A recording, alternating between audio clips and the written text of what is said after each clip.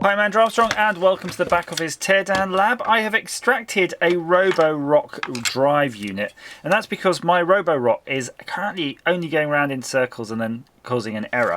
When I went underneath and twisted the wheels, I could feel this one had way more resistance than the other one.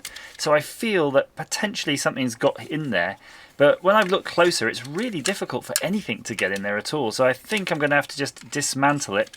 I do see some hair sticking out the motor though, some cat hair, worryingly. So I thought it'd be interesting as I start dismantling it to show you what I do, in hopes that you might be able to avoid whatever mistake I'm about to make. So I'm going to just screw the top cover off, or rather unscrew the top cover off. And I'm going to employ the use of a magnet to make sure we don't lose anything. So there's our magnet. Oh, interesting enough, that screw's barely magnetic. Must be stainless. Very stiff one.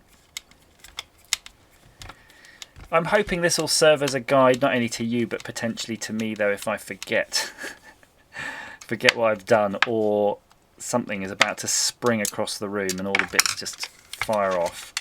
Oh, it's definitely spring loaded by the way, because that's a suspension unit and it has tried to come apart. Interesting enough, that suspension unit also has a micro switch here on the top, which I probably ought to remove. So let's take that main spring out. So far so good. You can see the micro switch there, the connector. It's probably okay to leave it as is. It looks like there is a sensor on the motor itself as well. Let's see if we can get this part off. No, I think that's a pressed metal insert, so you'd have to punch that through, which we're not going to do right now, if we can help it. Spring, cat hair on it. Zoom in.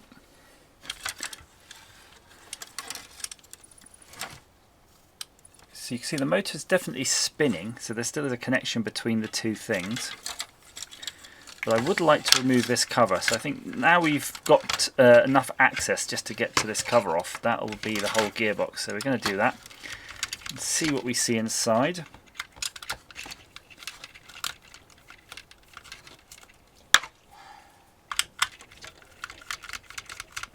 Hopefully it's nothing too gross.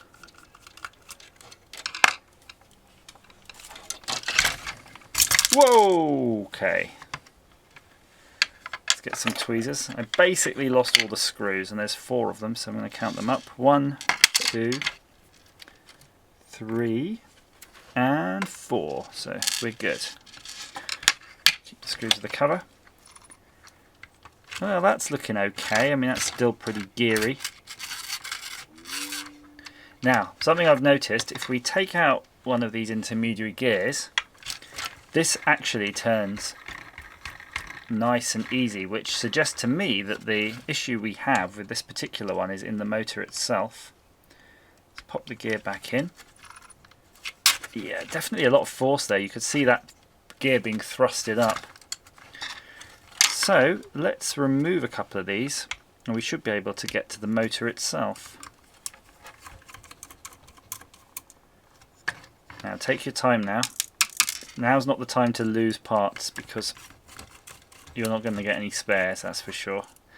You may be able to get a complete replacement motor unit with a wheel on it, if you're lucky.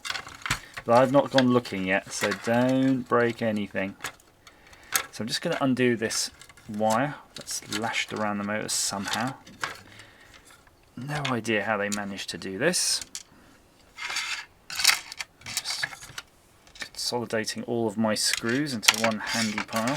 Right. Come on now.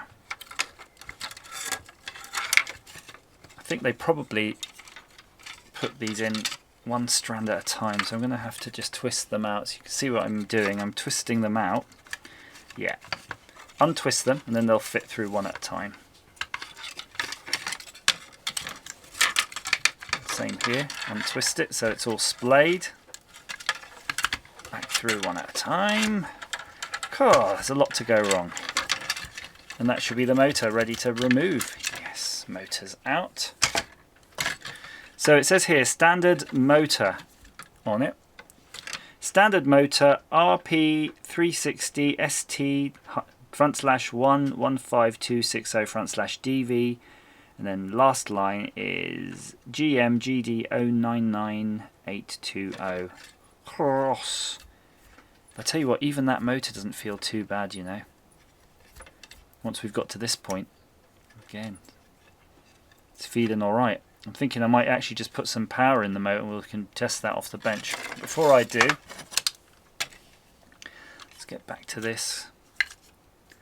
Yeah, there really is not much to go wrong here, and you can see the wheel is fairly well sealed. I doubt too much could get past that. Okay, let's test the motor out a little bit. I'm going to put that right there. I've got bench power supply next to me. I'm going to get some flying leads. Now, I don't know how many volts this motor might be, so we're going to be a bit cautious. Maybe just start with 5. Okay. Ginger, ginger. Motor's running absolutely fine. Look at it. Seems pretty good to me. It's using, I think it's 100 milliamps. 120 milliamps. And I'm sure it can take a little bit more voltage because we've seen these things zipping around. Something chronic. Just a little bit more voltage.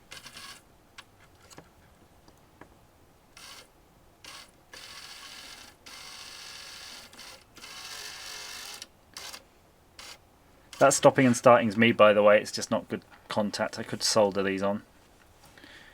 But I think that's enough to test it. So I think it's worth putting back into the unit as a sanity check. I mean, that seems to be running freely. I wish I paid more attention to see if that's better or worse than it was. But while I'm at it, I'm going to get some WD-40 contact cleaner. And I'm just going to give all of these contacts a quick rub, and then I'm going to try it back in the robot itself. And I did a bit inside the motor, just in case there's some brushes that could do with it. And then that edge connector. And then I have to figure out how that came out. I'm pretty sure it came out like that.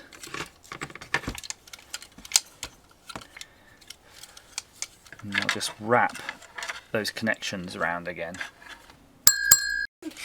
Yoinks! And away! Let's put it back in. Where's the actual computer in there? The actual computer is underneath here. Ah. You have to look at one of my other videos, like we're making now. Cleany, cleany, cleany. Are you videoing it? Yeah, I am videoing it for our friends at home. Right, let's plug this back in. Can I have that panel, please? Panel. Where's the panel? Oh, well, I suppose, thinking about it, we should probably put the screws back in. If you haven't done so at home, you've got 3 screws in the motor. They're the ones you have to undo.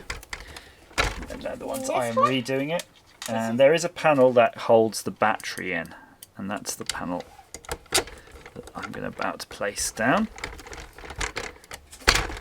And if you're really interested about how to do a full service on this, have a look at that video I made on this last time. Your panel is ready. I'm just going to put 2 screws in. I don't think we need many more to test this out. And 2. That's 2 screws in. Oh, I'd say both wheels feel equally, well, have the same amount of resistance. What about these ones then? Right, let's try clean. Oh, you're still filming?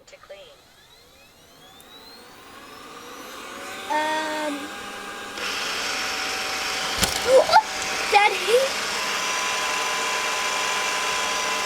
Actually, I think it's working. That's a good sign. Yeah! So the fact it went straight means that it's worked. So that's all it needed. Now, among all of that, what was the actual fix? I do not know. But like most mechanical things, a little bit of a service never hurts. Well, unless you lose something. Don't lose anything. I'm very pleased. And it gave me the opportunity to get in there and just give it a nice clean. It may well have just been those few strands of cat hair that had got into the edge of the motor. I just don't know. Either way, try it if yours is unhappy. And if yours is happy and you're just curious and you want to get in there and service it, just check out my other video on the full service of the Roborock. And follow that and just go through it. And I'm sure it will thank you very much. Because at the end of the day, by the way, you certainly quickly notice when your unit isn't working. It's not doing its little thing every single day, several times a day, perhaps, cleaning. And then you're like, oh, I have to start doing this ourselves? No, thank you. We want robots. One last test. Resuming cleaning. It works. But can it drive?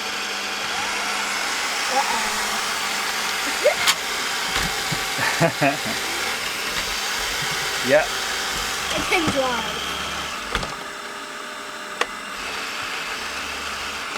So I could feel both sets of wheels moving totally independently and correctly. Great. Thanks for watching.